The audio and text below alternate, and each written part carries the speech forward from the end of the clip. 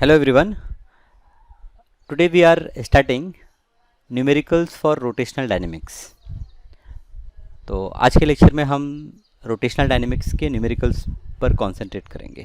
पहला प्रॉब्लम है somehow an ant is stuck to the rim of the bicycle of diameter 1 meter.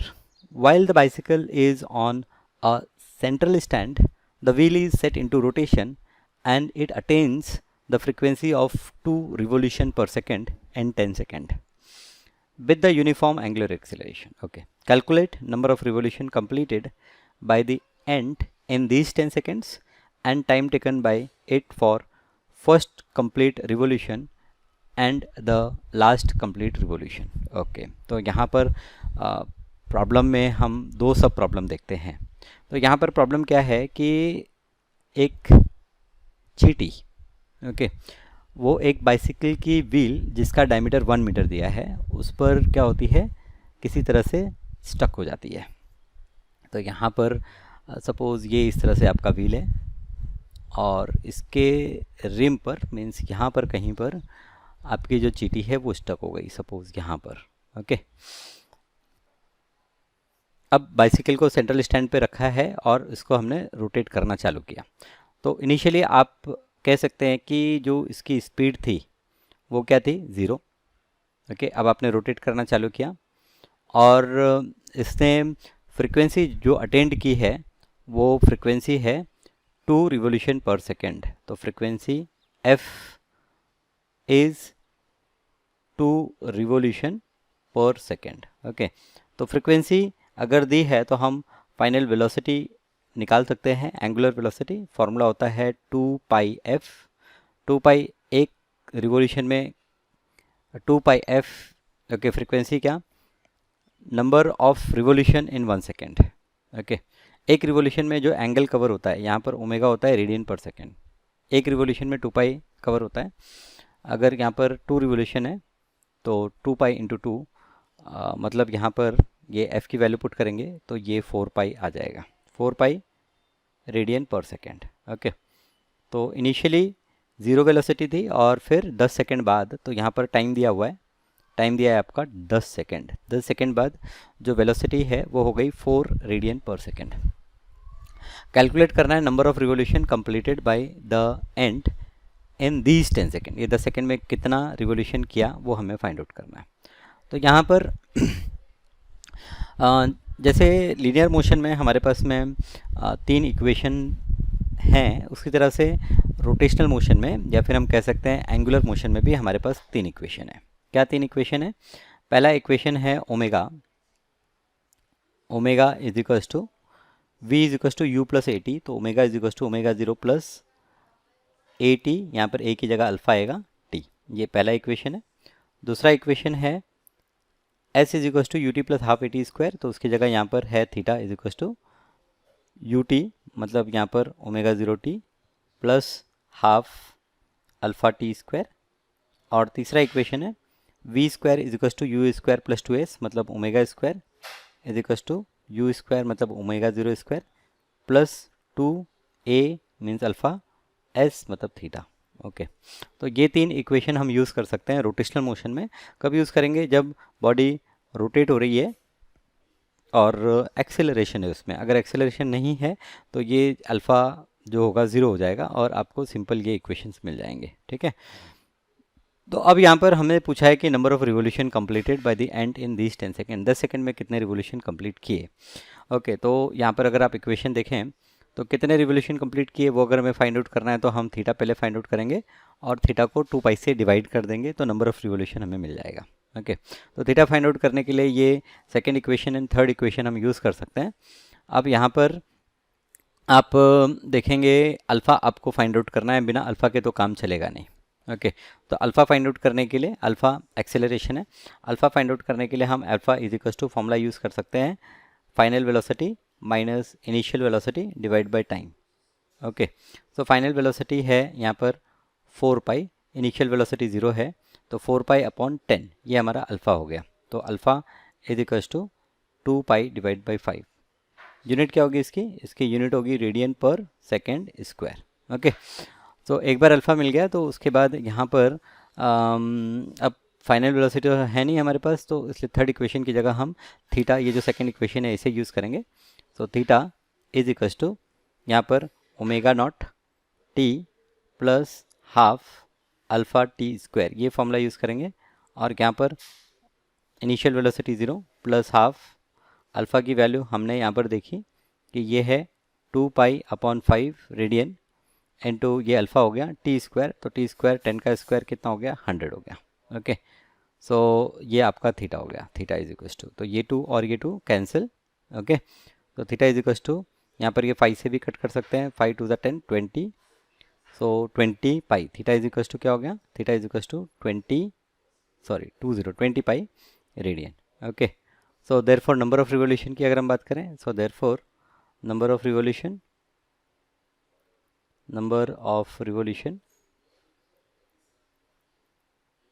तो theta total angle है, इसको 2 पाई, एक रिवोल्यूशन में 2 पाई एंगल कवर होता है, डिवाइड करेंगे तो 20 pi divide by 2 pi is equals to pi pi cancel, and ये क्या हो गया 10। नंबर ऑफ रिवोल्यूशन क्या हो गया 10, so number of revolution is 10। Time taken by it for first complete revolution and the last complete revolution. अब मुझे बताना है कि पहला कंप्लीट रिवोल्यूशन के लिए कितना टाइम लगा और लास्ट कंप्लीट रिवोल्यूशन के लिए कितना टाइम लगा। तो देखिए पहला कंप्लीट रिवोल्यूशन के लिए हमारे पास जो थीटा होगी वो कितनी होगी 2 पाई होगी। Okay, so for first complete revolution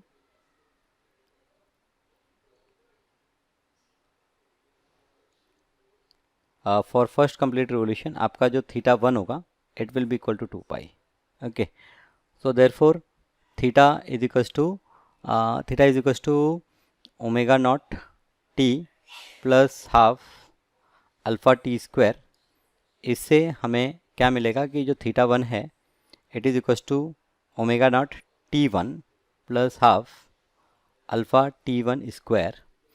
अब यहाँ पर ये वैल्यू हम पुट कर देते हैं 2 पाई इज इक्वल्स टू ये 0 हो जाएगा, प्लस हाफ अल्फ़ा की value 2 pi divide by 5 into T one square, तो टी1 की वैल्यू ही हमें फाइंड आउट करनी है, 2 pi divide by 5, right, 2 pi divide by 5 alpha की वैल्यू है।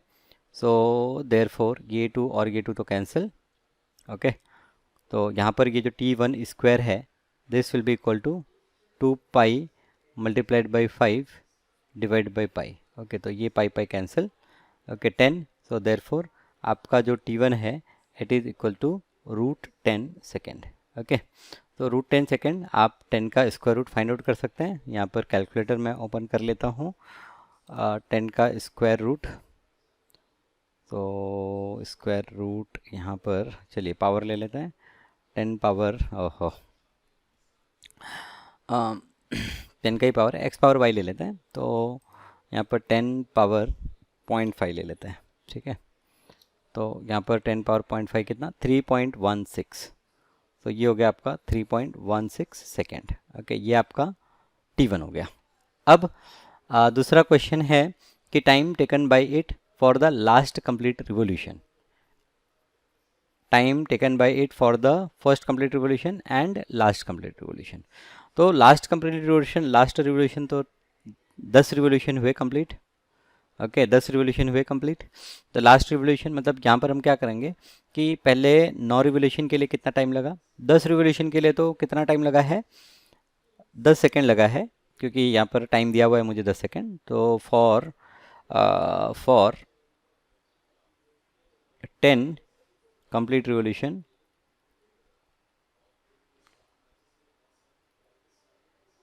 for 10 complete revolution time taken is equals to 10 second. Okay, now ये given है। now for 9 complete revolution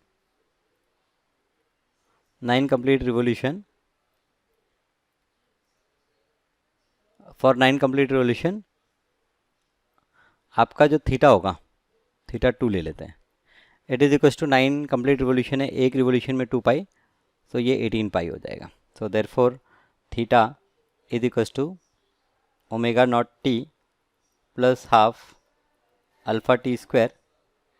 this will give you theta two is equals to, पहला part zero हो जाएगा, plus half alpha T two square. Okay, so therefore direct अगर मैं चलिए value put कर लेते हैं. ये 18 pi it is equals to half alpha की value 2 pi divide by 5 into T two का स्क्वायर. ओके, सो ये टू और ये two cancel.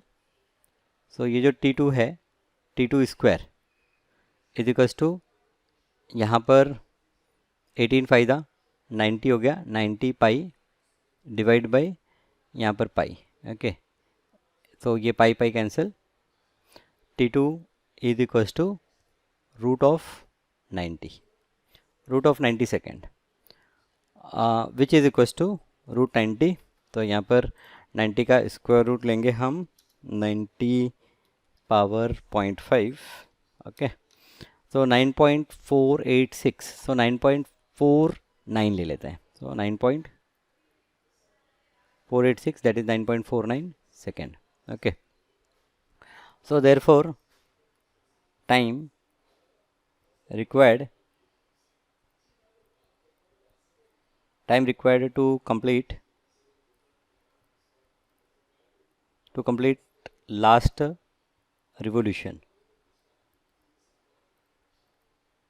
time required to complete the last revolution is equals to 10 minus 9.49 is equals to, ये 9.49 तो यहाँ पर 1, 9 minus 4 is 5, so 0.51 second. Okay, so 0.51 second में आपका लास्ट रिवोल्यूशन कंप्लीट हो जाएगा. ओके, समझ में आ रहा है प्रॉब्लम? ओके, एक बार थ्योरी आपको अच्छे से समझनी ज़रूरी है, और प्रॉब्लम करके फिर वापस से थ्योरी पे जाएंगे तो थ्योरी और अच्छे से समझ में आती है. चलिए आगे बढ़ते हैं नेक्स्ट प्रॉब्लम पर. प्रॉब्लम है coefficient of static friction between a coin and a gramophone disc is 0.5. वापस से हम एक ग्रामोफोन डिस्क है, तो ये इस तरह से सर्कुलर ग्रामोफोन डिस्क है. दिया है coefficient of static friction between a coin and a gramophone disc is 0.5. Coefficient of friction मतलब म्यू, स्टैटिक फ्रिक्शन हम ले सकते हैं, ये है आपका 0.5. Radius of the disc, radius दिया है r is equals to 8 centimetre, मतलब 8 into 10 power -2 metre. Initially the centre of coin is pi centimetre. Coin को हमने इनिशियली रखा था, तो r1 ले लेते हैं, it is equals to pi centimetre. Away from the centre of disc, at what minimum frequency will it start slipping, at what minimum frequency will it start slipping. तो मुझे फाइंड आउट करना है f कितना होगा, frequency कितनी होगी कि ये क्या होगा, ये स्लिप होने लगेगा. At what minimum frequency will it start slipping from there, and by what factor will the answer change if the coin is almost at the rim. तो ये f1 है आपका, पता करना है, और आपको f2 पता करना है जब आपका कॉइन कहाँ पर होगा, रिम पे होगा, मतलब वो r डिस्टेंस पे होगा. तो f2 लिखा है, तो यहाँ पर ये r को मैं r2 लिख लेता हूँ. r2 इज़ 8 सेंटीमीटर, तो ये आपका 8 सेंटीमीटर है. ओके, और आपकी जो कॉइन है वो कॉइन यहाँ पर कहीं पर रखी हुई है, और यहाँ से ये जो डिस्टेंस है, ये डिस्टेंस कितना है, it is equals to pi centimetre. Okay, तो f2 is again question mark. Okay, at r2 is equals to, at r2 is equals to what, 8 centimetre, right. Okay, तो अब यहाँ पर आपका कॉन्सेप्ट क्या है, जब ये डिस्क रोटेट होगा, ओके, ये जब डिस्क रोटेट होगी तो क्या होगा कि यहाँ पर कॉइन पर एक सेंट्रीफ्यूगल फोर्स एक्ट होगा, और जब वो सेंट्रीफ्यूगल फोर्स आपका जो फ्रिक्शनल फोर्स है उससे ज़्यादा होगा, तो आपका जो कॉइन है वो स्लिप करने लगेगा. ओके, तो यहाँ पर कॉन्सेप्ट है कि for a coin to slip, आपका जो सेंट्रीफ्यूगल फोर्स है,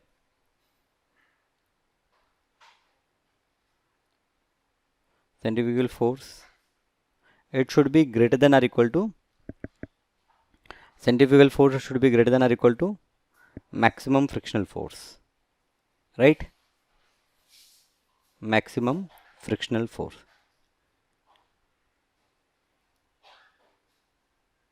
ओके तो हम इक्वेट करेंगे सेंट्रीफ्यूगल फोर्स को मैक्सिमम फ्रिक्शनल फोर्स से, तो हमें क्या मिलेगा? मैक्सिमम वेलोसिटी आप कह सकते हो, एंगुलर वेलोसिटी कह सकते हो।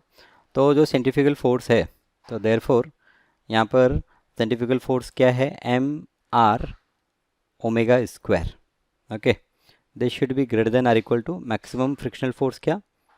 Mu into M G. Okay, आपका जो कॉइन है, ये सपोज कॉइन है और ये सरफेस पे आपने रखा हुआ है, तो यहाँ पर एक तो इसका वेट होगा M G downward, okay, and which is also equal to normal reaction N बोलो या आर बोलो।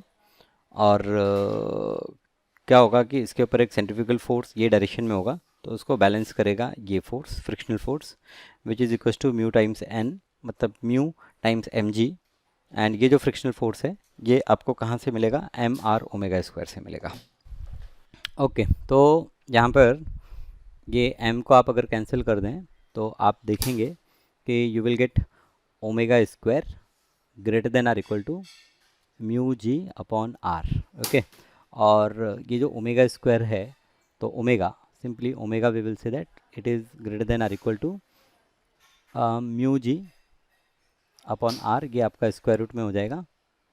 And therefore omega is equal to what? 2 pi F, it should be greater than or equal to under root mu G upon R. So therefore F जो है it will be greater than or equal to 1 upon 2 pi root of mu G upon R. Okay, तो F जो है ये इससे बड़ा होगा, that means F minimum जो होगा, therefore F minimum okay is equal to ये आपका F one is equal to क्या होगा?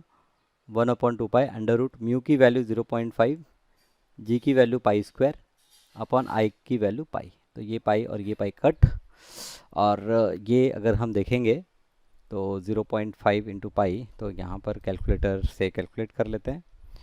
0.5 इंटू पाई पाई पाई 0.5 इंटू पाई, ये वैल्यू हो गई। एंड इसका हमें क्या करना है? Square root. तो यहाँ पर स्क्वायर रूट, हाँ, पावर क्या करेंगे? 0.5।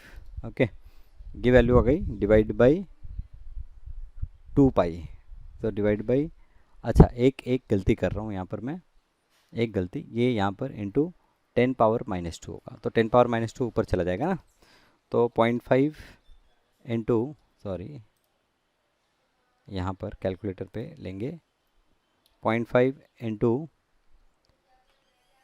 Pi into 100। ओके, ये होगा, और इसका पावर 0.5 होगा divide by 2 pi, so divide by 2 divide by pi. Okay, so almost 1.99, तो इट इज़ क्या आ गया? 1.99। तो ये अप्रॉक्सीमेटली क्या हो गया? 2 revolution per second.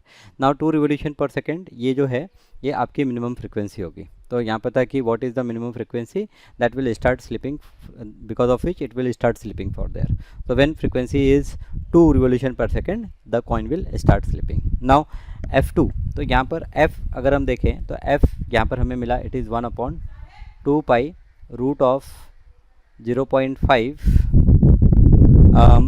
Divide by 0.5 G, 0.5 G upon यहाँ पर r। ओके, तो हम कह सकते हैं कि जो फ्रिक्वेंसी f है it is inversely proportional to 1 upon root r। So therefore अगर f2 अपॉन f1 करें हम, तो ये क्या होगा? Root of r1 upon r2 हो जाएगा, इन्वर्सली प्रोपोर्शनल है ना। तो देयरफॉर f2, तो f2 is equals to root of, now r1 हमारा पाई है और r2 हमारा 8 centimetre, pi centimetre upon 8 centimetre is pi upon 8 into ये f1 हो जाएगा। तो यहाँ पर क्वेश्चन क्या है? सेकंड क्वेश्चन है कि by what factor will the answer change if the coin is almost at the rim. So therefore when the coin is almost at the rim it will change by a factor of root pi divided by 8 f1.